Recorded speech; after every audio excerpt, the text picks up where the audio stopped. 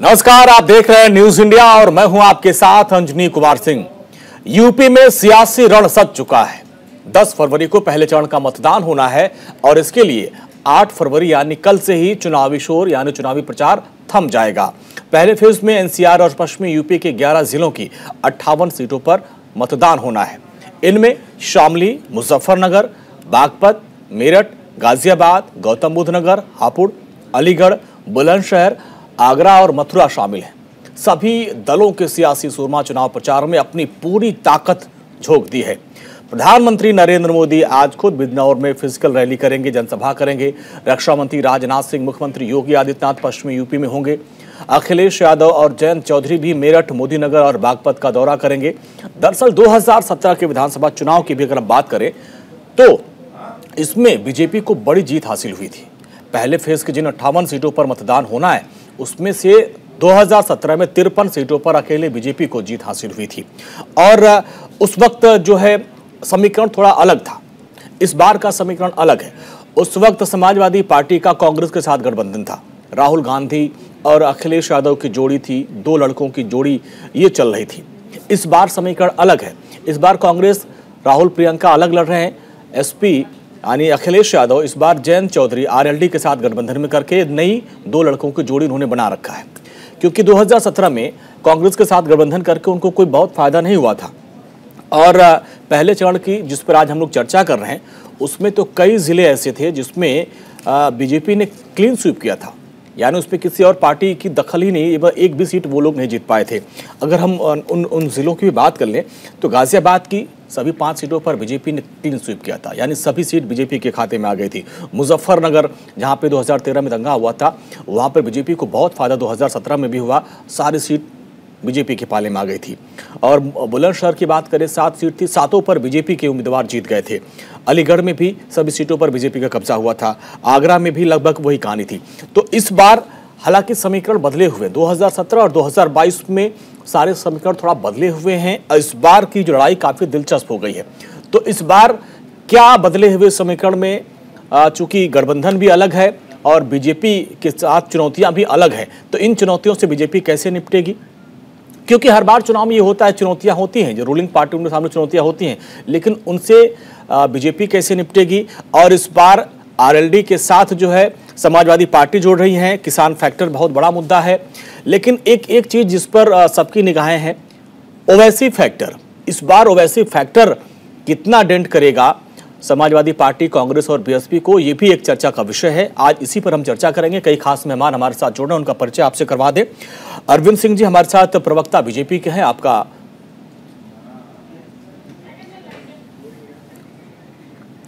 तो अब जो हमारे साथ मेहमान जुड़ रहे हैं उनका परिचय आपसे करवा दें। हमारे साथ अरविंद सिंह बीजेपी के प्रवक्ता हैं, आपका बहुत बहुत स्वागत है। हमारे साथ कपिल श्रीवास्तव जी हैं, समाजवादी के प्रवक्ता हैं, बहुत बहुत स्वागत है आपका। सुरेंद्र शर्मा हैं आरएलडी के, और पीयूष पंत जी हैं।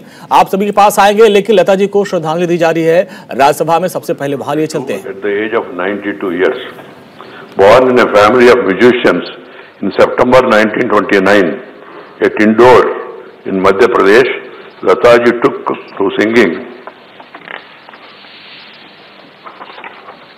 at a very young age after being introduced to music by her father. Since then, there was no looking back on the chain of events that began back then culminated with her acquiring a status of legend in the world of music. Fondly known as the Nightingale and the Melody Queen, Lata ji recorded over 25,000 songs in her career spanning more than 7 decades. Her singing prowess has been as diverse as our country, with her recording songs in every 36 Indian languages and a few foreign languages too. Lata ji had a special quality and intricate ability of connecting herself with the songs. She sang at a deeper level, which led to creation of masterpieces that left one and all mesmerized across the globe. Lata ji knitted her nation by representing us collectively and each one of us in our singularity. Besides defining the golden standards of playback singing through thousands of her melodious songs in many languages, she captured every mood, moment, on the journey of our nation for over 7 decades. Her distinguished and long career ran parallel to that of Free India over the last 75 years, capturing the trials and tribulations of times. India is struck silent with her passing away in the 75th year of independence. A philanthropist, Lataji was the founder of Lata Mangeshkar Medical Foundation, a public charitable trust which contributes towards medical expenses of needy patients irrespective of caste, creed and religion. She also started Master Dinanath Mangeshkar Smriti Pratishthan, which provides assistance to students and contribution to the welfare of senior citizens. Lataji was the recipient of several awards and recognition, including Padma Bhushan in 1969, Dada Saheb Phalke Award 1989 and Padma Vibhushan in 1999 and Bharat Ratna in 2001. She was also 3-time recipient of the National Film Award and was awarded the National Order of the Legion of Honor, the highest award of the French Republic. Lataji also served as a nominated member of this House from November 1999 to November 2005. Lataji's success in the field of music exemplifies her tenacity and sheer willpower to carve her own niche and excel in it. Her rise to fame elucidates her grit, determination, hard work and passing that will serve as a benchmark for others, especially women, to emulate and commemorate. In the passing of Lata Mangeshkarji, the country has lost a legendary playback singer, a compassionate human being and a towering personality in the world of Indian music and film industry. Her passing away indeed marks an end of an era and has created an irreparable void in the world of music. We deeply mourn the passing away of Lata Mangeshkarji. I request members to raise in their places and observe silence as a mark of respect to the memory of the departed.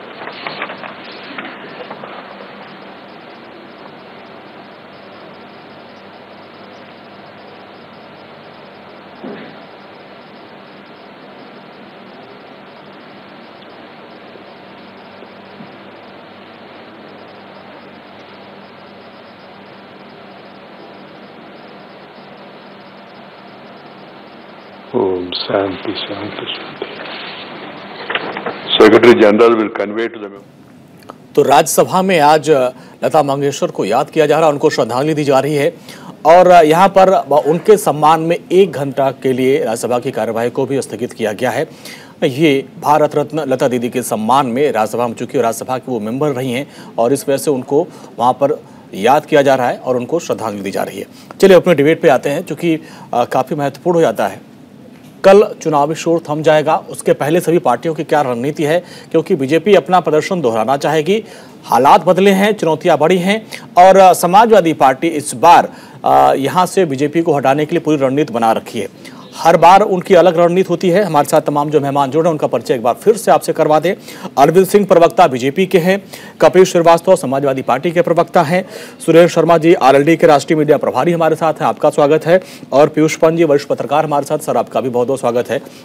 Arvind ji सबसे पहले आपके पास आएंगे। देखिए पहले चरण के लिए कल चुनावी शोर थम जाएगा और आज आपने अपना ब्रह्मास्त्र चढ़ दिया है। पहली बार फिजिकल रैली करेंगे चुनाव के ऐलान के बाद प्रधानमंत्री नरेंद्र मोदी। अब ये ब्रह्मास्त्र कितना काम आ गया, क्योंकि 2017 की परिस्थितियां अलग थी और 2022 की परिस्थितियां अलग थी। इस बार चुनौतियां बड़ी हैं। हम 2 चीजों को लेकर जनता के बीच में जा रहे हैं, एक तो सुशासन और दूसरा भारतीय जनता पार्टी के द्वारा उत्तर प्रदेश में किया गया विकास कार्य, और ये दोनों चीजें जनता को दिख रही। आपको पता है सपा के समय में एक समय जब जनता अपराध से त्राही त्राही कर रही थी और परिवारवाद, अपराध और भ्रष्टाचार का बोलबाला था, लोग प्रदेश से पलायन कर रहे थे और मुजफ्फरनगर जैसे 700 दंगे हुए थे उत्तर प्रदेश में। हमारी सरकार बनते ही हमने उत्तर प्रदेश में कानून व्यवस्था का राज कायम किया और विकास का काम किया है। जैसे एक्सप्रेस वे का जाल हमने बिछाया है, 12 मेडिकल कॉलेज होता था उत्तर प्रदेश में, आज 75 मेडिकल कॉलेज हमने बना के दिया है। हमने विश्वनाथ कॉरिडोर बनाया है, श्री राम मंदिर का भव्य निर्माण कर रहे हैं, 1,25,000 करोड़ गन्ने का रिकॉर्ड भुगतान किया है।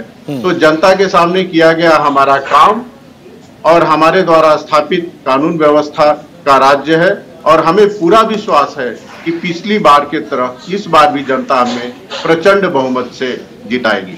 जी ठीक है कपिश जी, पिछली बार की जो परिस्थितियां थी, पिछली बार आपने राहुल गांधी से कांग्रेस से हाथ मिलाया था, 2 लड़कों की जोड़ी बनाई थी, 2019 में बुआ बबुआ की जोड़ी बनी थी, इस बार आरएलडी के साथ और छोटे छोटे गठबंधन के साथ आप जा रहे हैं। पश्चिमी यूपी में खासकर आरएलडी के साथ आपका गठबंधन है, क्या उम्मीद है, क्या समीकरण आपको दिख रहा है?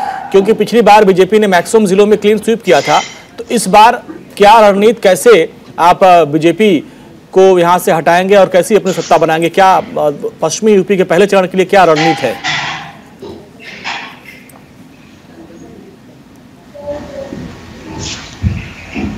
इस समय हमारे खिलाफ दूसरी चीज मैं आपको कहना चाहूंगी कि इस बार हम लोगों ने सामाजिक समरसता के ताने बाने को अत्यंत मजबूत करने का काम किया है जी। और पश्चिम में अगर कुछ मुद्दा है तो इस समय अगर मुद्दा है तो मुद्दा है किसान। हाँ। और जहां तक इनकी बात रह गई लॉ एंड ऑर्डर की जी, तो लॉ एंड ऑर्डर इतना इनका मजबूत है कि पश्चिम के किसानों के ऊपर इनके गृह राज्य मंत्री के चढ़ावे पर उनके पुत्र उनकी हत्या कर देते हैं और गृह राज्य मंत्री को उनके पद पर बने रहने देते हैं, जबकि FIR के अंदर मुख्य अभियुक्त में उनका भी नाम है, नेम्ड व्यक्ति है जिनको चार्जशीट से हटाया गया। तो ये भी किसान देख रहे हैं। किसानों का आंदोलन जिस तरीके से इन्होंने तोड़वाया, जिसमें 756 किसान शहीद हुए, हर गांव में इन्होंने 3 से 4 लाशें भेजने का काम किया है, जहां लोगों ने घंट बांधा है और उनके परिवारजनों ने श्रद्धांजलि अर्पित की है अपने लोगों को घंट बांध करके। आप उन गांवों में घुस नहीं पा रहे हो और बात बड़ी बड़ी कर रहे हो कि हमने डेवलपमेंट कर दिया, हमारे में कानून व्यवस्था थी। अभी भी अरविंद जी झूठ बोल रहे हैं।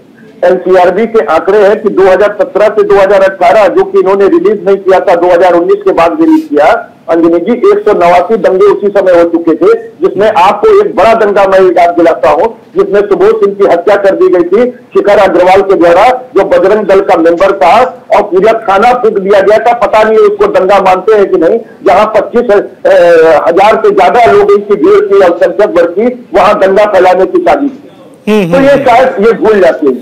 साथ ये भी भूल जाते हैं कि लॉ एंड ऑर्डर में आपने पुलिस का भी अपराधीकरण कर दिया। पुलिस अभिरक्षा में 467 मौतें हुई हैं, यानी हत्याएं हुई हैं, और फेक एनकाउंटर की जो इंडिया रेजिल से जांच हुई ह्यूमन राइट्स कमीशन में, उसमें 22 में से 17 मुकदमे उत्तर प्रदेश पे थे फेक एनकाउंटर के, और 28 करोड़ रुपए की क्षति लगी है।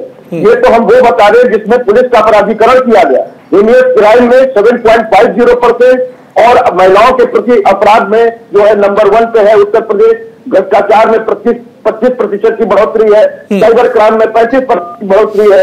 उसके बाद भी कहते हैं कि राम राज्य कायम है, जबकि 750 से ज्यादा लोगों को जहरीली शराब पीने से मृत्यु हुई, और उसी शराब को बिचवा करके इन्होंने दंड भरा था कि 1% हम सेस लगा के गौ माता का रक्षण करेंगे। गाय जिंदा दफना दी गई, वो भी जनता आते हैं एक एक करके मुद्दे करेंगे, घंटे की डिबेट है, ठीक करेंगे। अब सुरेश शर्मा जी आपके पास आएंगे। 2017 का जो समीकरण था वो अलग था। 2017 में आप अकेले चुनाव लड़ रहे थे, इस बार आप समाजवादी पार्टी के साथ चुनाव लड़ रहे हैं। एक आपके पास हथियार मिल गया है, क्योंकि ये किसान बहुल इलाका है, तो ऐसे में किसानों की नाराजगी को लगता है कि आप भुना पाएंगे, आपका गठबंधन भुना पाएगा, क्योंकि बीजेपी कह रही भाई हम जाट और किसान हमारे साथ हैं, तो आप इस नाराजगी को कैसे भुना पाएंगे?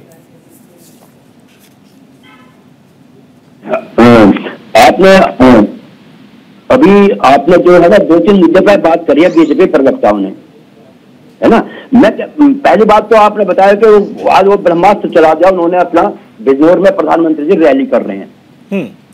उसके मैं कह रहा हूं कि आज किसानों ने भी अपना ब्रह्मास्त्र चला दिया है। संयुक्त किसान मोर्चा ने आज स्पष्ट रूप से बता दिया है, किसान विरोधी भाजपा को देंगे चुनाव में सजा। आज किसानों ने भी अपना ब्रह्मास्त्र चला दिया है। अच्छा। अभी कल उन्होंने एक बैठक करी है मेरठ में ही, जी। और उन्होंने कह दिया कि हम बीजेपी के विरोध में खड़े हैं, बिल्कुल पूरी तरह से उन्हें सजा देने जा रहे हैं। पहली बात तो ये है। तो ये तो ब्रह्मास्त्र, जिसके जो पहला चुनाव गन्ने पे है, गन्ने पर जिन्ना पे ये चुनाव कर रहे हैं, जो ये कर रहे हैं, ये ऐसा कुछ नहीं होने जा रहा जैसे चाह रहे हैं। कानून व्यवस्था की मैं आपको बात करना चाहता हूँ, जहाँ कानून व्यवस्था पे लोग चुनाव लड़ रहे हैं, आप समझे कि अभी 2 दिन पहले गोंडा की आपने भी देखा होगा, गोंडा में जो 17 वर्षीय कन्या का जो दलित कन्या किशोरी का जो कैसा बलात्कार हुआ, कैसे उसकी हत्या हुई है, ये कानून व्यवस्था बता रही है इनके अपना। इसके बाद जो आप देखे अभी कैबिनेट मंत्री मथुरा में थे, इनके उसके प्रस्ताव की हत्या हुई है, इनके राज्य में हुई है, किसी और में तो नहीं हुई, अभी 4 दिन पहले हुई है, वो भी आपने देखा होगा। मैं फिर ये कहना चाहता हूँ कि देखे ऐसा कुछ नहीं है, बुलंदशहर में उससे कुछ दिन पहले घटना हुई, वो भी कन्या के साथ जो है ना, जो रात्रि में उसको दफनाया, मरवाया गरवाया, सब कुछ करा, जो उसका क्रियाक्रम हुआ सब ये कानून व्यवस्था को जानते हैं। ये मुद्दों की बात तो कुछ रही नहीं है इन पे। आज इनके साथ कोई भी इस पश्चिम उत्तर प्रदेश में हर व्यक्ति नाराज। आप समझिए महंगाई का मुद्दा है, विकास का तो इन्होंने कुछ किया ही नहीं, महंगाई का मुद्दा है। अभी मैं एक बात और बता दूं, अभी विकास से पहले इनकी ये कह रहे हैं कि हमने हाईवे बनाया। आपने कभी गांव की सड़क देखी है जिस पे जो है गांव का ग्रामीण क्षेत्र का देखिए, जो भारत गांव में असली गांव में बसता है, क्या उसकी सड़क देखी आपने कभी? आपने हाईवे को बना दिया, वो भी पीपीपी मॉडल पे ये बने हुए हैं। आप ये क्यों इसलिए लेना चाहते हैं? पीपीपी मॉडल पे जनता के पैसे है, जनता की पार्टनरशिप में बने हुए हैं, उसको जिसके थ्रू लेना चाहते हैं। कभी गांव में खेतली लगी हुई है, लोग कहते हैं खेतली की सरकार है, गांव में तो काम ही नहीं कुछ हुआ। जो विकास मतलब आप ये कह रहे हैं कि गांव में जो लिंक रोड से वहां कुछ बना ही नहीं है, आपके इलाके में सड़कें नहीं बनी है? नहीं, टूटी हुई है आज भी। अच्छा, टूटी हुई है, सड़कें बनी नहीं है। अच्छा, जो सड़कें बनी वो टूट गई, आप ये कहना चाह रहे हैं? जी बिल्कुल टूटी हुई है, पहले भी टूटी है, आज भी टूटी है। और महंगाई की बात, ये बड़ा मुद्दा महंगाई का है, चाहे वो मैं हूं या आप हो, कोई भी हर आदमी महंगाई को छोड़ रहा है। आज जो जिस उज्ज्वला योजना के इन्होंने सिलेंडर दिए थे 1000, आज वो 1000 रुपए में सिलेंडर हो रहे हैं। मुफ्त का सिलेंडर वो चाहते थे, हमें चुनाव में फायदा मिला, आज 1000 रुपए का सिलेंडर वो हो रहा है। दूसरी बात तो समझिए कि अभी छात्रों का लठ बजाया, काहे की जो बचाया कि वो नौकरी तो मांग रहे थे इनसे, उनकी उम्र निकल जाए, नौकरी की चर्चा कर रहे थे, प्रयाग में उन्होंने डंडा बजाया, हर आदमी तो इनसे नाराज है। आप समझिए महंगाई कहाँ पहुंच गई है, किसान परेशान है। आज जिस गन्ने की बात करते हैं, पिछले साल का भुगतान अभी तक नहीं हुआ है भाई साहब। गन्ना मंत्री का खुद का भुगतान नहीं हुआ, इनके प्रदेश के गन्ना मंत्री जो है उनका भुगतान नहीं हुआ अभी तक, और पिछले साल का भुगतान अभी किसी का नहीं हुआ भाई साहब, ये बड़ा समझ लीजिए। और बड़ी दिक्कत तो यह है इनके, ये बिल्कुल इनकी आएंगे सर, अब एक एक करके सारे मुद्दों पे हम आगे भी चर्चा करेंगे और क्या चुने, क्योंकि पीयूष सर भी हमारे साथ हैं। इन सब यूपी की सियासत पर, खासकर पश्चिमी यूपी की सियासत बड़ी करीब से नजर रखते हैं पीयूष सर। देखिए इस बार के जो हालात है थोड़ा बदले हुए हैं। पिछली बार हमने देखा था उनको 2013 का फायदा मिले था, 2017 में कांग्रेस के साथ इनका गठबंधन था, समाजवादी पार्टी का, आरएलडी अलग लग रही थी। लेकिन इस बार का जो समीकरण है, जो किसान आंदोलन हुआ था और जो नाराजगी मानी जा रही है किसानों की, क्या उसको एसपी आरएलडी का गठबंधन भुना पाएगा? क्योंकि कल जो पीसी हुई थी उसमें माना जा रहा है कि भाई किसान जो है एक तरीके से नाराज है, वो कह रहे हैं कि भाई हम बीजेपी को सजा देंगे। तो क्या किसानों की नाराजगी को ये गठबंधन भुना पाएगा? क्या जाटों को बीजेपी मना पाएगी? क्या समीकरण बनते दिख रहे हैं इन 58 सीटों की अगर हम बात करें, क्योंकि 53 पर बीजेपी ने 2017 में जीत दर्ज की थी? जी 2017 की जीत तो एक तरफा जीत थी, जिसमें कि बीजेपी को जो है एक मैसिव मैंडेट मिला था उसमें। और क्योंकि लोग चाहते थे विकल्प, वो देख चुके थे, समाजवादी पार्टी की सरकार भी देख चुके थे और मायावती की सरकार भी देख चुके थे, और बीजेपी को वो जो है देना चाहते थे एक मौका। लेकिन ये बात अब सामने आ चुकी है कि बीजेपी से भी लोगों का मोहभंग बुरी तरह हो गया है। क्योंकि जिस तरह से देखिए, आपने बात करी किसान, निश्चित रूप से पहले फेज में तो निश्चित रूप से किसानों का मुद्दा ही एक बहुत बड़ा मुद्दा है जी। और किसानों के साथ और आरएलडी और एसपी का जो गठबंधन हुआ है, वो निश्चित रूप से कहीं न कहीं प्रभावी होता दिखाई दे रहा है। और आप देखिए कि इसीलिए जो है जयंत चौधरी भी जाके टिकैत से मिले, अभी कल या परसों जाके वो मिले हैं वहां से, और उसके पहले भी नरेश टिकैत से उन्होंने आशीर्वाद लिया था। तो ये और किसानों ने लगातार ये कहा है, बिल्कुल कह रहे हैं। और वहां पे जिस तरह से देखिए, सबसे बड़ी बात है कि विधायकों को वहां पे प्रवेश नहीं देने दिया जा रहा है, ये बहुत बड़ी बात है। क्योंकि भाजपा के जितने भी विधायक हैं, सब जीत के वहां से आए थे, उनका बॉयकॉट हो रहा है, उनको खदेड़ दिया जा रहा है वहां से बिल्कुल पूरी तरीके से। तो ये सबसे बड़ा ये एक संकेत है कि किसानों में आक्रोश है और उनकी जो एकजुटता वहां पे बनी हुई है। अच्छा। अभी तक तो बनी हुई है, हालांकि उसको प्रभावित करने की पूरी कोशिश हो रही है, क्योंकि भाजपा ये भी कर रही है। पहले उन्होंने ये भी कहा था, आप जो मुजफ्फरनगर के बाद जिस तरह से बंटवारा हो गया था मुसलमानों और जाटों के बीच में, वो इस बार किसान आंदोलन के दौरान हमने देखा, वहीं मुजफ्फरनगर से ही हमने देखा जिस तरह से जो नारे लगे थे और जिस तरह से बड़ी भीड़ संख्या में लोग वहां पहुंचे थे, हर तबके के लोग पहुंचे थे और हर धर्म के लोग पहुंचे थे, और एक एकता का संदेश दिया गया था वहां पे। वो एकता, वो जो खाई थी वो पड़ चुकी है। हालांकि भाजपा अभी भी कोशिश करने में लगी हुई है। और यही कारण है कि भाजपा ने अब क्या किया है कोशिश की, उन्होंने जो है कि जाटों को कहा है कि आप जाट नहीं, आप तो हिंदू हैं। सीधे सीधे वो ये बात कर रहे हैं। मतलब ये एक कहना नहीं, इस तरह की बात करनी नहीं चाहिए, क्योंकि आप सीधे सीधे धर्म के आधार पे आप बांटने की कोशिश कर रहे हैं। तो भाजपा कोशिश कर रही है, लेकिन मुझे अच्छा सर, लगता ये है कि देखिए यही तो यूपी की सियासत बड़ी खास बात मैं देखता हूं, जो विपक्षी पार्टियां हैं वो लोगों को जातियों में तोड़ देती हैं। बीजेपी आती कहती नहीं भाई आप एकजुट, आप हिंदू हो। ये क्या समीकरण, ये समीकरण क्या इस बार काम करेगा? क्योंकि देखिए सपा बसपा का और बाकी लोगों की यही है कि भाई हिंदू अगर बट जाए तो उनको फायदा होगा। बीजेपी चाहते हैं हिंदू एकजुट हो जाए तो उनको फायदा होगा, मुस्लिम एकजुट हो जाए। तो एसपी की कवायद है कि मुस्लिम एक हो जाए और हिंदू अलग अलग हो जाए। ये रणनीति है दोनों तरफ से, मैं एक को नहीं कह रहा हूं। एसपी और बीजेपी सबकी रणनीति यही है, सबका अपना समीकरण है, किसी को पाक साफ नहीं कर सकते। लेकिन इस बार कम से कम लोगों ने ये अब अनुभव कर लिया है, रियलाइज कर लिया है कि धर्म के आधार पे अगर हम एकजुट होंगे तो उससे कुछ हासिल नहीं होना है। क्योंकि सरकारें धर्म के ऊपर होती हैं। सरकार को अपना प्रशासन देना होता है, शासन देना होता है, और आपकी जो परेशानियां हैं उनको दूर करना होता है। बेरोजगारी, महंगाई, देखिए सबसे बड़ा अभी देखिए तो मतलब ये जात वाला, इसका मतलब जात वाला फैक्टर हावी रहेगा। मतलब लोग चाहेंगे कि हम जातों में बट जाएं, वो ठीक है, हम यादव, हम मुस्लिम, हम ठाकुर, हम ब्राह्मण, ये वाला फैक्टर अभी भी काम करेगा यूपी में। देखिए जाति जो है ना वो भारतीय समाज की एक कड़वी सच्चाई है। देखिए ये खासकर हिंदी पट्टी में जो है इतनी सारी जातियां, उपजातियां हैं कि एक समूह बनते ही बनते हैं और एक अपनी आइडेंटिटी बनाते ही बनाते हैं। क्योंकि अगर सत्ता में भागीदारी की, इसीलिए जो है कि ये अभी भी हम तोड़ नहीं पाए चाहते हुए भी। लेकिन ये धर्म से बेहतर है। धर्म के आधार पे अगर आप एकजुट होते हैं उससे बेहतर है कि आप जाति के आधार पे होइए और अपने अपने हिस्से की चीजों को लीजिए। उसके जात के आधार पे एकजुट हो ना सर, लेकिन यहाँ तो जात के आधार पर लोग बढ़ जाते हैं, मैं फलाना, मैं फलाना, मैं फलाना। ये क्या ये अच्छी बात है? नहीं, ये गलत है, निश्चित रूप से गलत है। इसलिए इसका जवाब जनता को देना चाहिए। और नेता जब इस तरह के कार्यक्रम लेके आएगा, अगर आप जाति के आधार पर टिकट देना शुरू करते हैं, देखिए तो निश्चित रूप से यही होगा। आदमी जाति समूह के रूप में ही वोट भी देता है। लेकिन अगर पार्टियां जो हैं जहां जाति समूह कोई बहुल है, उसके इतर जो कम जाति है उसके कैंडिडेट को खड़ा करे और बहुल जाति वाला उनको वोट करके जिताए, तब आप जो है जाति के आधार पर। तो सर इसकी कल्पना आप लोग कर सकते हैं क्या सियासत में? जी, इसकी कल्पना कर सकते हैं? नहीं, मुश्किल तो है, लेकिन ये हमको करना पड़ेगा। क्योंकि अगर हमको बेहतर, हालांकि एक चीज देखा था सर हमने 2014 में और 19 में, बाकी में ये और 17 में भी कि जाति धर्म से लोग ऊपर उठे थे। ठीक है, अब अरविंद जी मैं आऊंगा एक एक करके। सर आपके पास ये कि आप जनता के कार्यक्रम दें और अपनी विश्वसनीयता पैदा करें, तब ये सबसे बड़ी चुनौती है अरविंद जी। अपनी विश्वसनीयता को कायम रखना ये बड़ी चुनौती है। क्योंकि देखिए यूपी की जनता के पास विकल्प क्या है? उन्होंने मुलायम जी को देखा, वहां पर उनको लगा कि नहीं मजा नहीं आया। मायावती को पूरा बहुमत से उनको सरकार बनाने का मौका दिया, लेकिन फिर उन्होंने कहा नहीं भाई देखो बदलाव चाहिए।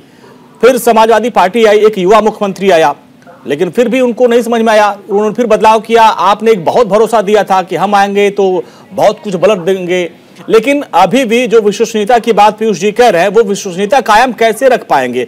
वो विश्वसनीयता पे आप अभी भी खरे नहीं उतरे हैं। कई मामलों में आपके ऊपर जनता नाराज है और खासकर किसान।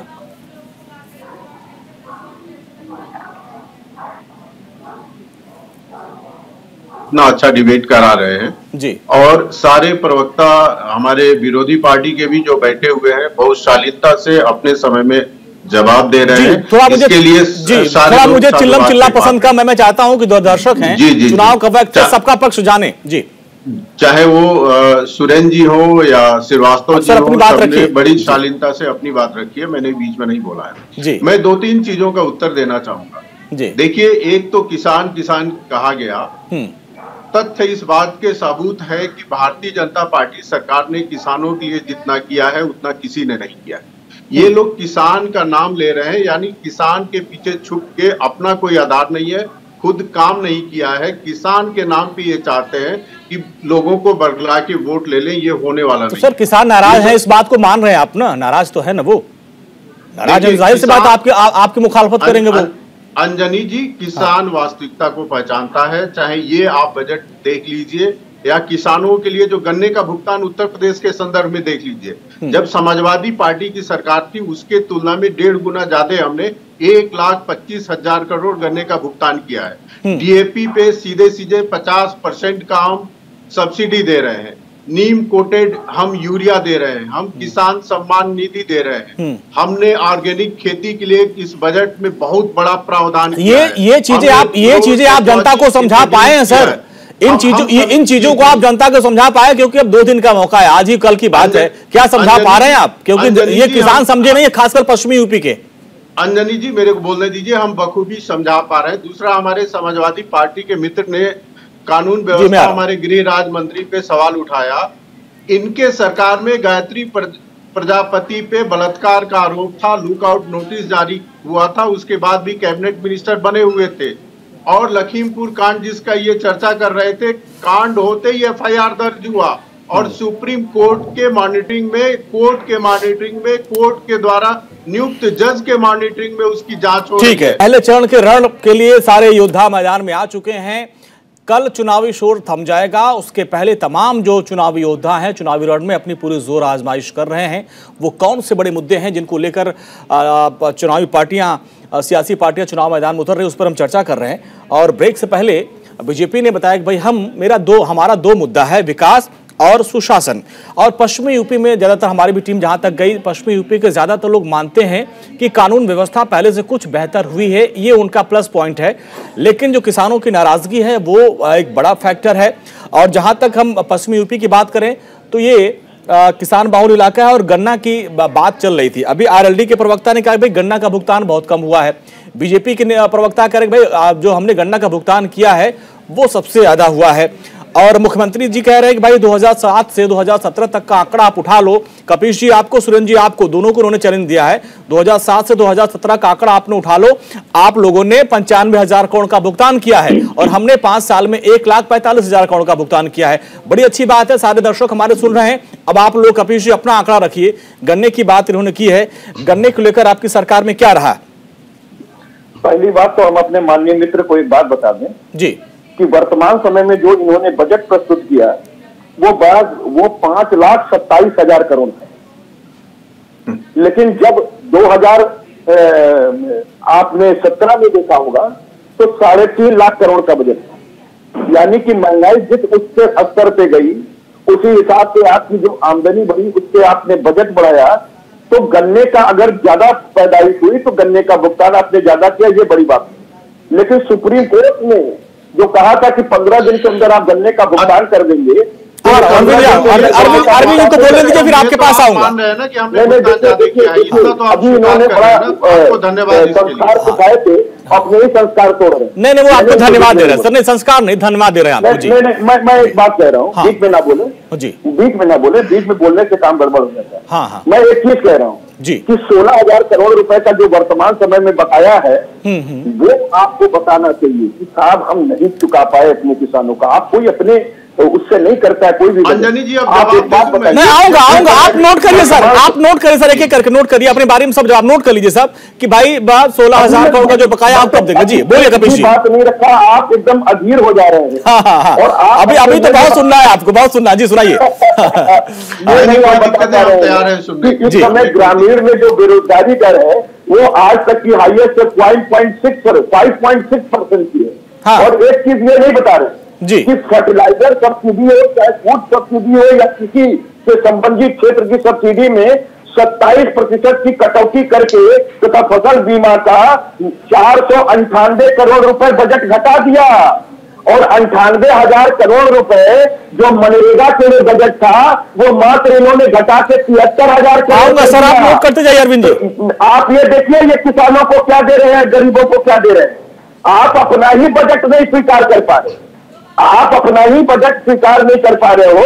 आपको तथ्य और आंकड़ों के साथ मैं प्रस्तुत कर रहा हूं और आप हमको सिर्फ यही बता दीजिए ना जी कि महंगाई की मार किसके ऊपर पड़ रही, किसानों के ऊपर पड़ रही कि नहीं पड़ रही है। हाँ। जिसकी आप आय डबल करने के लिए अपना पहला संकल्प पत्र में वादा लेके आए थे, आय बताए नहीं, उसकी लागत मूल्य ट्रिपल कर दिए और किसान आपसे जवाब ले लें सर, आपका जवाब ले लें जी। जवाब दे दीजिए अरविंद जी, इसके बाद हम चलेंगे सुरेंद्र जी के पास। जी देखिए, आदरणीय श्रीवास्तव जी ने जो प्रश्न उठाया है उसका मैं जवाब दे देता हूँ। हाँ। सबसे पहले तो मैं इनको बहुत दिल से धन्यवाद देता हूँ कि इन्होंने स्वीकार किया है कि समाजवादी पार्टी की जो सरकार थी उसके तुलना में हमने ज्यादा भुगतान किया है। श्रीवास्तव जी बहुत बहुत धन्यवाद। मैं जवाब दे रहा हूँ, यही तो हमने आपको समझाया। आपके बीच में नहीं बोला, सुनने का थोड़ा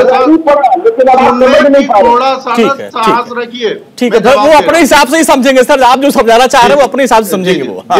जी दूसरी बात ठीक है सर, उनको बोलने दीजिए, अपना जवाब ले लीजिए। आपने कई आरोप लगाए, जवाब लीजिए। जी, दूसरी बात मैं कह रहा हूं कि मेरे मित्र जो कर रहे थे बजट की बात और प्लानिंग की बात, इनके सरकार में प्लानिंग केवल पेपर में होता था, हमने जमीन पे उतार के दिखाया है। और इसके पीछे का एक उदाहरण देता हूं। जब आदरणीय अखिलेश यादव जी मुख्यमंत्री थे तो टोटल 18,000 मकान गरीबों के लिए निर्माण करवाने की प्लानिंग की थी, वो भी बंटवा नहीं पाए थे। भारतीय जनता पार्टी सरकार ने पिछले 5 साल में 48 लाख, ये डेटा के साथ कर रहा हूँ, 48 लाख मकान बना के गरीबों में बांट दिया है। यदि एक मकान में 5 लोग भी औसत पकड़े, पति पत्नी 2 बच्चे और माँ बाप में से कोई एक, तो 2,40,00,000 लोग लाभान्वित हुए हैं। इसी तरह से हमने चाहे वो उज्ज्वला की बात हो या सुलभ शौचालय की बात हो, सर कपिल जी नोट करिए, कपिल जी आप भी नोट करिए, कपिल जी आप भी नोट करिए। 14 करोड़ लोगों के 2 वक्त का जो हम भोजन दे रहे हैं उसकी बात हो। और हमारे मित्र ने कहा कि हमारे समय में स्थिति खराब हुई है। भाई साहब, इंटरनेशनल मॉनिटरिंग फंड कहता है, अंतर्राष्ट्रीय मुद्रा कोष कहता है कि भारत की जीडीपी 9% है, जो कि विश्व की सबसे फास्टेस्ट इकोनॉमी हमें बनाती है। और ये नहीं सर, देखिए कपिल जी, कुछ जो आंकड़े हैं, कुछ आंकड़े वो तो है ही है कि दुनिया की फास्टेस्ट ग्रोइंग जो है कंट्री इंडिया बन रही है। ठीक है, आप अपनी बात रखिए अरविंद जी। अब सुरेंद्र जी के पास चलते हैं सर। 10 सेकंड। और ये तब है जब हमने कोरोना के 2 महामारी का सामना किया है और तीसरी महामारी से हम गुजर रहे हैं। इसके बाद भी हमने इतना अच्छा मेंटेन किया है और केवल भारत के स्तर पे ही नहीं, विश्व के स्तर पे प्रशंसा हो रही है। तो ये मानना पड़ेगा कि भारतीय जनता पार्टी की जो सरकारें हैं उन्होंने ईमानदारी से काम किया है। समाजवादी पार्टी की सरकारों जैसे लूट खसोट। अब देखिए सर, आपने बात रख दिया, आपने जवाब दिया। सुरेंद्र जी के पास चलते हैं। सुरेंद्र जी देखिए, आप लोग भी देखिए गन्ना बाहुल इलाके से आते हैं और गन्ना का भुगतान में बहुत बड़ा मुद्दा रहा है। चूंकि मैं भी गन्ना किसान परिवार से आता हूं, मेरे पिताजी भी गन्ना ही उगाते हैं, तो उस वक्त मुझे याद है कि साल बाद 2 साल बाद भी जो है पैसा मिलता था अकाउंट में, पर्ची आती थी, कई बार पर्ची नहीं मिलती थी, तोलवाई होती थी, फिर कब भुगतान होता था पता नहीं। तो अब ये दावा कर रहे कि भाई हमने भुगतान कर दिया है, आप बीएसपी हो सपा दोनों सरकारों से 1.5 गुना ज्यादा। तो ये गन्ना भुगतान का मुद्दा बड़ा मुद्दा है इस बार चुनाव में। जी अंजू कुमार जी, देखो मैं ये बताना चाहता हूँ, इन्होंने जो गन्ने मूल्य का जो भुगतान किया गया है, क्योंकि गन्ने की पैदावार ज्यादा थी, उसका भुगतान तो किया गया। लेकिन सच्चाई ये है कि अभी फरवरी 21 के बाद कोई भुगतान नहीं हुआ है। मैं भी गन्ना किसान का बेटा हूँ, मैं भी खेती करता हूँ, ईमानदारी की बात अगर समझे तो। मेरे भी फादर खेती कृषक रहे हैं, ऐसा नहीं है कि मैं नहीं कर रहा हूँ जी। मैं आपको बड़ा, अगर ये भुगतान कर ही दिया था इन्होंने तो गन्ना के जो किसान है वो नाराज क्यों है फिर? तो नाराज कारण तो होगा ना। आपने 13 महीने आपने बॉर्डर पर बैठाए रखा उन लोगों को, 7 साल ज्यादा उनकी शहादत। अंजनी जी, मैं चाह रहा हूँ जिन तथ्यों को ये दोहरा चुके हैं उसको न दोहराए, कोई नई बात बताएं। ठीक है सर, देखिए अपने टाइम में वो क्या बोलते हैं वो उनका अधिकार है। जी बोलने दीजिए। जी आप जरा सुन लीजिए, अगर मेहरबानी हो, नहीं तो फिर मैं बंद कर दूं, आप कह लीजिए फिर। नहीं सर, आप बोलिए। नहीं, मैं कहना चाहता हूँ, अगर आपने आप गन्ने किसानों के बड़े हमदर्द थे, है ना, तो फिर आपने 13 महीने आपने क्यों देर करी, क्यों ना आपने उन्हें बुला लिया? और मैं ये बताना चाहता हूँ, आप साथ तो शहादत होगी जो प्रधानमंत्री देश के आदरणीय प्रधानमंत्री जी, जो किसी के मरने पर शहादत पे एकदम वो अपने संवेदना व्यक्त करते हैं, एक दोगी तक पे करते हैं। तो क्या वो 700 किसान नहीं थे क्या? वो किसान परिवार नहीं था क्या? वो लोग मरे नहीं, उनकी शहादत नहीं हुई है क्या? एक शब्द नहीं बोले, बल्कि उन्होंने अपने किसी मित्र से ये कहा है कि क्या मेरे लिए मरे हैं वो? ये तो उनकी संवेदनशीलता है। और आज अगर इतनी बढ़िया बात है तो आज क्या जरूरत पड़ गई कि जयंत चौधरी को रोज निमंत्रण आप दे रहे हैं? बताइए मुझे आप। अरे तो ये बताइए, ये भी तो है ना, आपको क्या जरूरत पड़ गई? आप समाजवादी पार्टी से मिल गए, आप तो अकेले चुनाव लड़ने वाले थे। आप किसानों के नेता हैं, किसान आपके साथ है, तो आप सपा से क्यों मिल गए? आप अकेले क्यों नहीं ताल ठोके? देखिए, ये तो गठबंधन समय की मांग है। अब ये देखिए, तो वैसे उनकी मांग है, ठीक है। मैं ये नहीं कह रहा मांग क्यों, वो हमें क्यों बुलाना चाहते? हम गठबंधन में हैं, हम तो ऑलरेडी एक गठबंधन में हैं। वो बार बार हमारी तरफ क्यों करना चाहते हैं? और दूसरी बात करें, सीधी समझिए, किसानों को जहां तक इन्होंने कही, उसके बाद बजट की आप समझिए कि मनरेगा बजट इन्होंने घटा दिया, और जो सब्सिडी की, जो किसान के खाद की सब्सिडी कर रहे हैं, उसका बजट घटा चुके हैं ये। और आज किसान उस खाद के लिए डंडे से पिटा है, उसको 5 किलो आज भी बोरी में कम मिल रहा है। ऐसा नहीं कि नहीं मिल रहा, उनकी बात होता है। भाई साहब, केंद्रीय जवाब दीजिए, जल्दी से जवाब दीजिए। खाद कम दे रहे हैं आप, ये बड़ा गंभीर आरोप लगा रहे हैं, खाद कम मिल रहा है जी। आप जरा केंद्रीय बजट देख लीजिए। हमने किसानों की सब्सिडी बढ़ाई है, और एक समय होता था जब बाजार में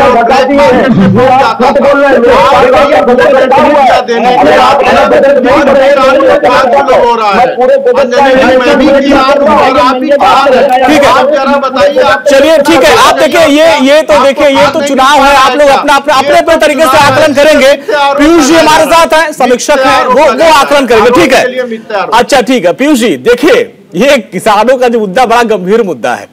गन्ना भुगतान को लेकर सर मुझे याद है, हाई कोर्ट ने समाजवादी पार्टी की सरकार को फटकार लगाई थी कि भाई आप भुगतान क्यों नहीं कर रहे हैं, आप उनका दाम क्यों नहीं बढ़ा रहे हैं। इसके बाद तब जाके उन्होंने 10 रुपया कितना रुपया बढ़ाया था, कुछ पैसा बढ़ाया था। तो देखिए, फटकारें सबको लगी, चाहे अखिलेश जी हो चाहे कोई भी हो। 10-10 चीनी मिली बंद हो गई थी, तो अब लोग हर कोई किसानों का हित ऐसी बन रहा है, चलो इसी बहाने कम से कम किसानों को कुछ भला हो जाए। नहीं देखिए, ट्रेजेडी ये है कि चुनाव के समय ही जो है पार्टियां हितैषी बनती हैं, उसके पहले भूल जाती हैं। आपको याद होगा, जैसे आपने कहा समाजवादी पार्टी ने इतना बढ़ा, इसी तरह योगी सरकार ने भी यही किया। मुश्किल से 15 या 20 रुपया उन्होंने बढ़ाया, जब बहुत प्रेशर पड़ा उनके ऊपर जो है, तब जाके एक चुट्टी भर बढ़ा दिया। उससे क्या होगा उसका? और जहां तक भुगतान है, ये सच्चाई है कि भुगतान हर सरकार जो है वो डिले करती है, वादे करती है, उसके बाद डिले करती है, वो मिल जाता है, डिले करती है। जी 1,45,000 करोड़ का हमने भुगतान किया है ना, ये तो सच्चाई है। देखिए, ये भुगतान है। देखिए, जो पार्टियां ना माने, देखिए अरविंद जी, पार्टियां ना माने, लेकिन ग्राउंड जीरो पे जो हम लोग जाते हैं तो किसान तो कह रहे हैं भाई भुगतान हुआ है, ठीक है। चलिए पीयूष जी बोलिए। नहीं देखिए, ये जो अरविंद जी कह रहे हैं ठीक है, इन्होंने किया है, लेकिन पिछला भुगतान किया, लेकिन अभी भी जो है 3-4 महीने का नए सत्र का बाकी है। ये वहां से ग्राउंड से रिपोर्ट आ रही, खुद नए सत्र का बाकी है। किसानों ने ये कहा, किसानों ने ये कहा, देखिए किसानों ने ये तक कहा कि देखिए जो कृषि मंत्री हैं, जो राज्य कृषि मंत्री हैं, उन्होंने भी अरविंद जी सुनिए, फरवरी बाद से जो भुगतान का थोड़ा मैटर है, सवाल उठ रहा है जी। पीयूष जी बोलिए। जहां तक कि किसानों ने यह भी कहा वहां से कि जो कृषि मंत्री हैं उत्तर प्रदेश सरकार में, उनकी जो मिल है उन्होंने भुगतान नहीं किया है, 3 महीने से उनका भुगतान बकाया है। जबकि देखिए, होना यह चाहिए था कि कम से कम वो एक नैतिकता के आधार पे, और नैतिकता क्या, ये तो जरूरी है कम से कम मंत्री तो अपने को अरे नैतिकता क्या सर, ये तो वादा था, ये तो 2017 का वादा था कि 15 दिन से 20 दिन में भुगतान करेंगे, इसमें नैतिकता क्या? कोर्ट ने 15 दिन कह रखा, 15 दिन में, क्योंकि देखिए किसान उधारी पे, कृषि मंत्री किसान उधारी पे देता है, किसान उधारी पे देता है।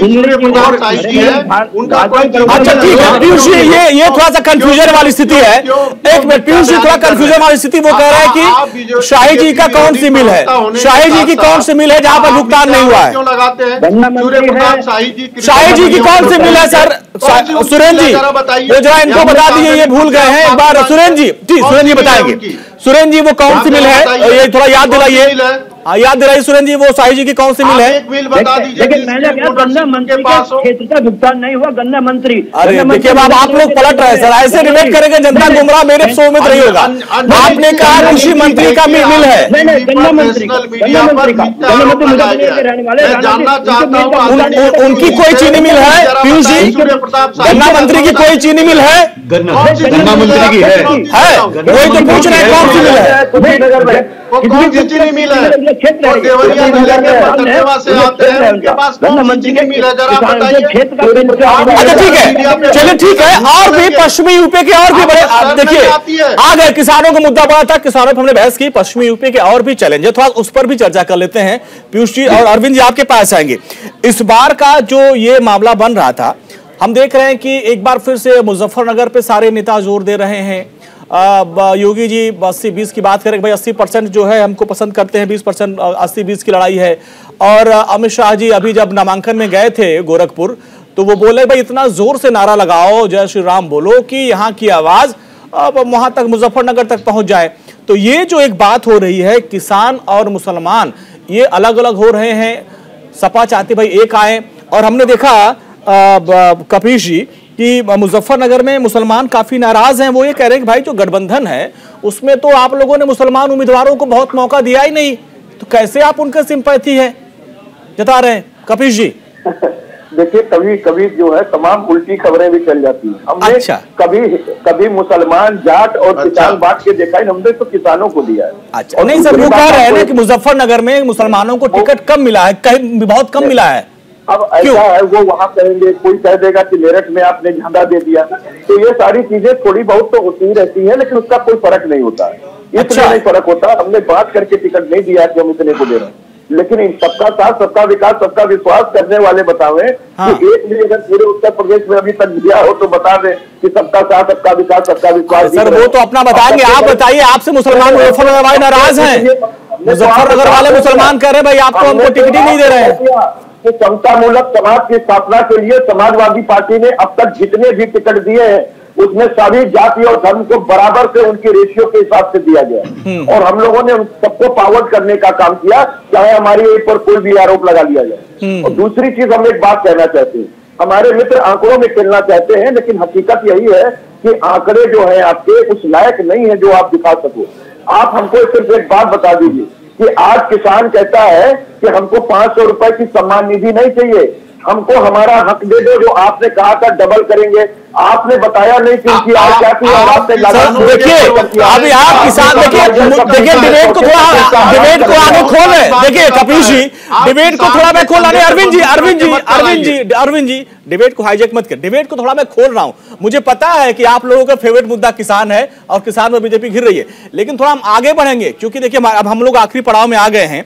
ये जो जाट और मुसलमानों की बात आ रही है और ओवैसी फैक्टर कितना प्रभावी है अरविंद जी? भाई विपक्षी पार्टियां तो कहती है कि भाई बी टीम है, और जिस तरीके से उनके ऊपर हमला हुआ उसके बाद तो और सवाल उठ रहे हैं, और यहां तक कि कुछ मुस्लिम नेता ये भी कह रहे हैं कि भाई ये तो जो है मुसलमानों में भेद करने के लिए, उनको तोड़ने के लिए हमला करवाया गया है। तो ओवैसी फैक्टर कितना कारगर है? बैठा लो। देखिए असदुद्दीन ओवैसी और अखिलेश यादव जी की समाजवादी पार्टी, ये दोनों अल्पसंख्यकों के तुष्टीकरण की राजनीति करती है। भारतीय जनता पार्टी इस तरह के तुष्टीकरण की राजनीति का विरोध करती है, इसलिए हमारा और पार्टी से एक लंबी लड़ाई है। हमने उनके घर हैदराबाद में भी जाके चुनौती दिया था। और दूसरी एक इम्पोर्टेंट बात मैं आपको बताना चाहूंगा, ओम प्रकाश राजभर जी का इंटरव्यू सुन लीजिए, जिसमें वो कह रहे हैं कि अभी 10 दिन पहले तक अखिलेश जी, हम और ओवैसी साथ बैठ के बात करते थे, लेकिन अंत में सीटों की संख्या पे समझौता नहीं हो पाया, इसलिए ओवैसी अलग हो गए। तो ओवैसी और समाजवादी पार्टी ये दोनों एक ही के चट्टे बट्टे हैं। हमारा ओवैसी से कोई लेन देन नहीं है। ये दुनिया जानती है कि दोनों मुसलमान तुष्टीकरण के आधार पे राजनीति करने वाले लोग हैं, और हम तुष्टीकरण चाहे जिसका भी हो, हम उसका विरोध करते हैं। हम चाहते हैं कि सुशासन के आधार पे, हम चाहते हैं कानून व्यवस्था के आधार पे। यही सवाल कपीश जी आपके पास रहेगा, यही सवाल आपसे रहेगा। देखिए आरएन, आप लोग भी मुस्लिम तुष्टीकरण की राजनीति करते हैं, आरोप लगता है आप चाह रहे हैं कि मुसलमान एकजुट हो जाए। ये ओवैसी फैक्टर कितना घातक आपके लिए है कपीश जी? लग रहा अच्छा आवाज चलेगा, ठीक है। सुरेंद्र जी आपके पास आएंगे। यही फैक्टर, ओवैसी फैक्टर इस बार पश्चिमी यूपी में आप लोगों के लिए कितना जो है आपके लिए नुकसानदायक है? देखिए ओवैसी कोई फैक्टर नहीं है। अच्छा, मैं बड़ा स्पष्ट बता दूं, मुश्किल से 500 वोट पर ओवैसी सिमटने जा रहे हैं, किसी भी इससे ज्यादा वोट उनको नहीं मिलने। कितना 500 वोट मिलेगा टोटल? मुश्किल से अब मैं आपको बता दूं, ये इनसे नहीं है। जिस तरह भाजपा ने ध्रुवीकरण की पहले राजनीति की थी, आप समझे इनका जो कोर वोट बैंक जो इन्होंने बनाया था अपना, वो इनका दरक गया है। आज बिल्कुल स्पष्टली बताना चाहता हूँ, आज किसान भी, मुसलमान भी, पश्चिम उत्तर प्रदेश में मुसलमान भी किसान है, वो भी ध्रुवीकरण। अच्छा ये बताइए, अरे अरविंद जी मैं खुद सवाल करूंगा, आप टेंशन मत लीजिए, मैं खुद सवाल करूंगा। सुरेंद्र जी और कपीश जी, सबसे पहले मुस्लिमों को ध्रुवीकरण की सियासत तो आपने शुरू की थी, जिन्ना की तारीफ की, पाकिस्तान से प्रेम दिखाया, तो आप लोग अपनी बात क्यों नहीं मानते? मतलब कोई मुस्लिम की बात करे तो सेकुलर हो गया, कोई हिंदू एकजुटता की बात करे तो वो सांप्रदायिक हो गया। ये कौन सी थ्योरी है सुरेंद्र जी आपकी? अंजनी जी मैं बता रहा हूँ, हाँ बताइए। मुझे बताइए, सबसे पहले जो है मजार पे पाकिस्तान में कौन गया था? बताइए मुझे। अभी 17 के चुनाव में मजार में कौन गया था? अभी 17 के चुनाव में मजार में कौन गया था? अभी 22 के चुनाव में कौन गया था? अब आप मेरी सुन तो लीजिए, आप पार्टी ना बने, मेरी सुन लीजिए पहले आपकी। मैं एक रिक्वेस्ट करना चाहता हूँ, सुन लीजिए। तो आप अडवाणी जी कहाँ गए थे? अभी 22 में गए थे। अडवाणी जी को तो लोगों ने संरक्षक मार्गदर्शक मंडल बैठा दिया है, वो बेचारे वहीं बैठ कर रो रहे हैं, उनका जिक्र कहाँ कर रहे हैं? सबसे पहले मुसलमानों को एकजुट करने के लिए आपने जिन्ना कार्ड खिलाया कि नहीं? आपके साथी अखिलेश जी, कपीश जी आप कर रहे हैं। मुस्लिम ध्रुवीकरण की सियासत की बात हो रही है, ओवैसी फैक्टर कितना है? आपको क्या लगता है, ओवैसी फैक्टर कुछ नुकसान करेगा इस बार? देखिए, बहुत सीधी सी बात पहले बता दें कि समाजवादी पार्टी ने धर्म और जाति के रेशियो के हिसाब से ही टिकट बांटा, उठा करके पूरी हमारी लिस्ट देखी है। हाँ। हमारा कौन कट गया था जी। मैं आपको ये बता रहा हूं कि जब हम सबको बराबर से लेकर चल रहे हैं तो कैसे हम किसी की तुष्टिकरण कर रहे हैं? तुष्टिकरण तो हमारे मित्र कर रहे हैं, जो 20% को अपने साथ मान ही नहीं रहे, ध्रुवीकरण की बात ये कर रहे हैं, और 80 और 20 की लड़ाई बताते हैं, और अपने यहाँ आज तक अभी तक एक भी टिकट इन्होंने नहीं दिया। शुरुआत किसने की सर? शुरुआत किसने की? सबसे पहले जिन्ना का तारीफ आपके नेता ने किया। एक मिनट अंजलि भाई, एक मिनट पहले मेरी बात को जानते, पहले अरविंद भाई हमको जवाब दे दें। तुष्टिकरण की बात कर रहे हैं, मैं उस पर उनकी बात कर रहा हूँ। हाँ। मैंने अपने टिकट की जानकारी आपको है ही। सर देखिए, सवाल है ना कि पहले किसने टिकट नहीं दिया, तो इसके मतलब ये अपने लोगों को हिंदुस्तानी और अपना नागरिक और अपने साथ के विकास का नहीं मानते। अभी देखिए, सियासत कर सवाल था सर, सबसे पहले ध्रुवीकरण की सियासत किसने की? आपके नेता ने सबसे पहले जिन्ना को लाया इस चुनाव में, जिन्ना का सबसे बड़ा जिक्र आपने किया। एक मिनट, बहुत बढ़िया। हाँ। एक बात हमें बता दीजिए कि ध्रुवीकरण, अगर जिन्ना से ध्रुवीकरण होता हो, हाँ, तो जिन्ना की पैदाइश पूरी प्रश्न खड़ा कर दीजिए कि उन्होंने क्यों पैदाइश ली संयुक्त हिंदुस्तान में, और उसके बाद वो क्यों पाकिस्तान चले गए? छोड़ दीजिए, या तो हमें बोलने दो, या तो हमें अवसर दे। आपने जो इल्जाम लगाया कम से कम सुनने का मत रखिए जी, या तो इतिहास खत्म कर दीजिए, इतिहास की बात न करें, या फिर आडवाणी जी की बात कर लीजिए। कोई नहीं कहा, आडवाणी की बात आपके साथी ने उठाई, सुरेंद्र जी ने उठाई, सुरेंद्र जी ने उठाया।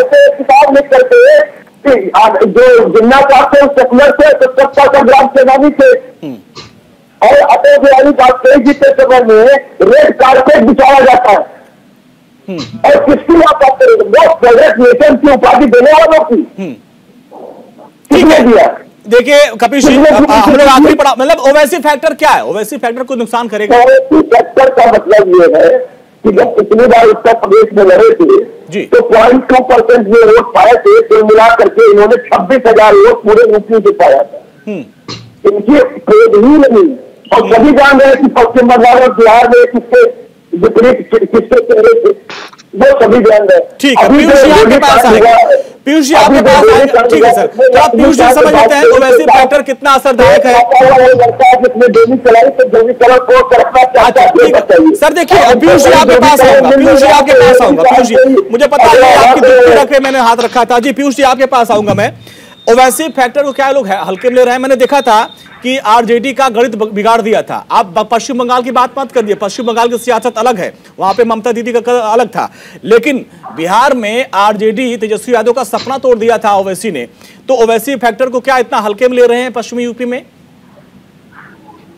देखिए, ओवैसी फैक्टर इंपॉर्टेंट है और स्पॉइलर हो सकता है। हाँ। जहां पे फियर्स कंपटीशन होगा दो कैंडिडेट के बीच में, महागठबंधन और जो है कि भाजपा के बीच में, तो निश्चित रूप से वहां पे जो है कि वो स्पॉइलर हो सकता है, वो और मायावती दोनों ही मिलके जो है कि इस खेल बिगाड़ सकती हैं। हाँ। लेकिन ओवैसी की एक जो ये शुरू में लग रहा था जी, तो देखिए बिहार में तो एक दूसरी बात थी, बिहार में एक तो वो जो बॉर्डर इलाका था वहां पे, और बाहर से बांग्लादेश से भी वहां पे मुसलमान आके सेटल हुए थे बहुत ज्यादा, और वहां पे उन्होंने काम किया था, ओवैसी की पार्टी ने वहां कम से कम 5 साल काम किया था उन्होंने। यहाँ उत्तर प्रदेश में ओवैसी की पार्टी का उतना काम नहीं हुआ है, हालांकि उन्होंने अभी 1-1.5 साल 2 साल से कोशिश करी है उसको, मतलब बूथ लेवल तक भी यहाँ तक कोशिश करी है। चूंकि बिहार में हमने बहुत काफी काम किया, वो जो इलाका था वो मुस्लिम बाहुल इलाका था, मधेपुरा, किशनगंज, बाकी जो इलाका था वो मुस्लिम बाहुल इलाका था, और वहां पर उन्होंने आरजेडी को पटखनी दी।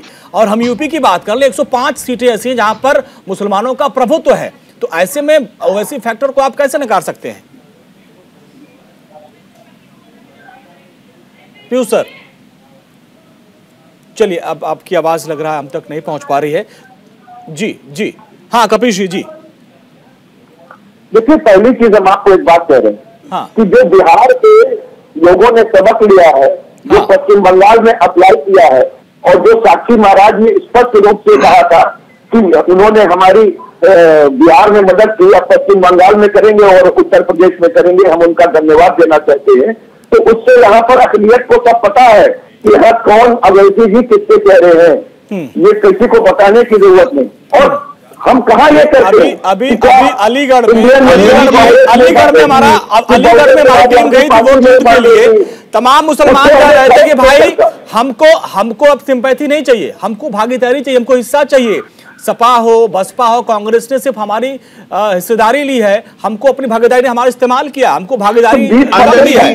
हाँ, हमने 18 से 20% टिकट हमने अखिलेश के लोगों को दिया है। हाँ। हमने 45% से ज्यादा टिकट जो है 50% के करीब में टिकट हमने जो है वो पिछड़े वर्ग को दिया है। हाँ।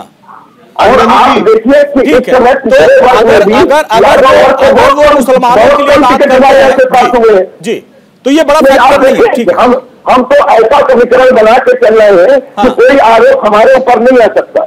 और बहुत सीधी सी बात है, बसपा, कांग्रेस, ओवैसी सब तो हमारे खिलाफ लड़ रहे हैं ना। अंजनी जी, मैं पड़ता